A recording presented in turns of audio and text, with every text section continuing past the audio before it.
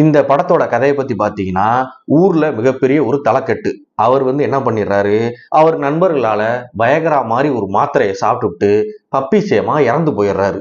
இந்த பப்பிசேம் மேட்ரை ஊர்ல உள்ளவங்க யாருக்கும் தெரியாம மறைச்சு எப்படி இவரை நல்லடக்கம் பண்ணாங்க அப்படிங்கிறதான் இந்த படத்துடைய கதை.